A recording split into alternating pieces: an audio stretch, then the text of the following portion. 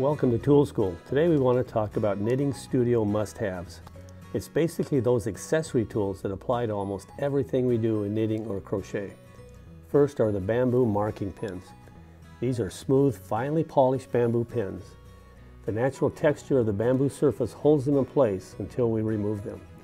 This ensures our knitted or crocheted pieces are held securely in position and are easy to manipulate. The ends of these pins are rounded, so there's no fear of splitting or catching your yarn. The size is perfect for all kinds of projects and yarn weights. Clover's bamboo marking pins are a great way to pin out your knitting pieces before you begin sewing them up. A second style, Clover's marking pins for knitting, functions in a similar manner but are constructed of steel instead of bamboo. It's a great tool to mark your place while knitting or to baste knitted pieces together when seaming. The large head makes them easy to manipulate and keeps the pins from slipping through loosely knitted fabric. The needle tip is rounded to prevent splitting our yarn. It's long enough to penetrate through thick knitted fabrics and hold them securely in place.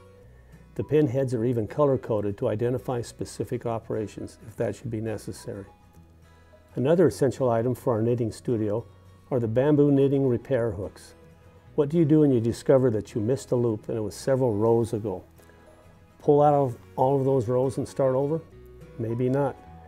Clover's bamboo repair hooks allow us to go down 6 or 7 rows and repair a drop stitch.